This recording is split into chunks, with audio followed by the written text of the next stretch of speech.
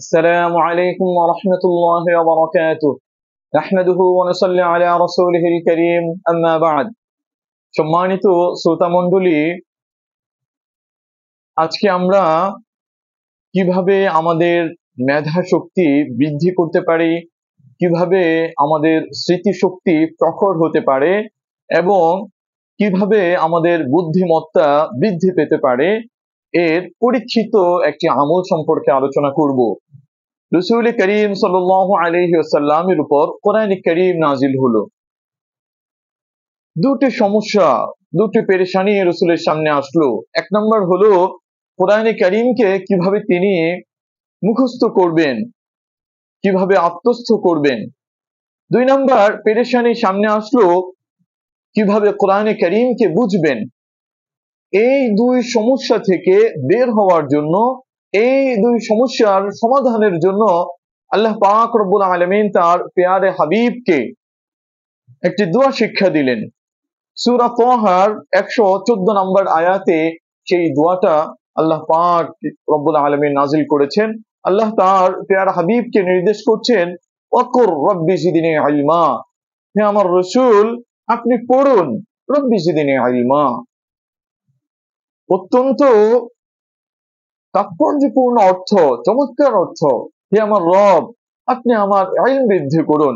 আল্লাহ তাআলা রাসূলকে বলছেন, শিক্ষা দিচ্ছেন, আপনি এই দোয়া পড়তে থাকুন, তাহলে কোরআন কারীম মুখস্থ করা এটাও সহজ হয়ে যাবে, আবার কোরআন কারীম বোঝা এটাও আপনার জন্য সহজ হয়ে যাবে।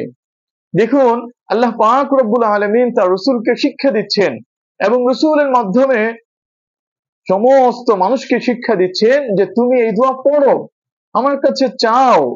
আল্লাহ শিক্ষা দিচ্ছেন, তো আল্লাহ চাইতে বলছেন, আপনি যখন চাইবেন, আমি যখন চাইবো আল্লাহর কাছে, অবশ্যই অবশ্যই আল্লাহ দান করবেন।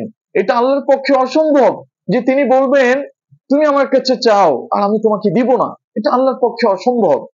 সম্মানিত দর্শক মণ্ডলী, আমার আপনার অনেক সময় পড়া মুখস্থ হয় না, বুঝতে কষ্ট লাগে, কঠিন মনে হয়। এই দোয়া পড়ুন, সহজে মুখস্থ হয়ে যাবে, সহজে বুঝ এসে যাবে। আপনার সন্তানের পড়া মুখস্থ হয় না, তাকে এই দোয়া পড়তে বলুন, ইনশাআল্লাহ এই আমল জারি রাখলে শীঘ্রই তার পড়া মুখস্থ হতে থাকবে এবং স্মৃতিশক্তি প্রখর হতে থাকবে।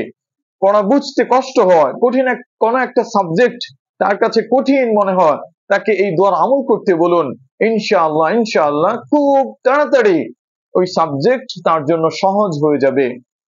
সম্মানিত শ্রোতা মণ্ডলী, আমি দোয়াটি আপনাদের সামনে আবারও পড়ছি, রব্বি জিদনি ইলমা, রব্বি জিদনি ইলমা।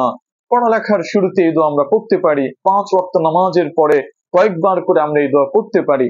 ইনশাআল্লাহ এই দোয়ার বরকতে আল্লাহ পাক রব্বুল আলামিন আমাদের স্মৃতিশক্তিকে প্রখর করে দিবেন, আমাদের বুদ্ধিমত্তাকে বৃদ্ধি করে দিবেন, আমাদের বুঝ ও সমঝকে শক্তিশালী করবেন। আল্লাহ তাআলা আমাদের সবাইকে আমল করার তৌফিক দান করুন। ওয়া আখির দাওয়ানা আলহামদুলিল্লাহি রাব্বিল আলামিন।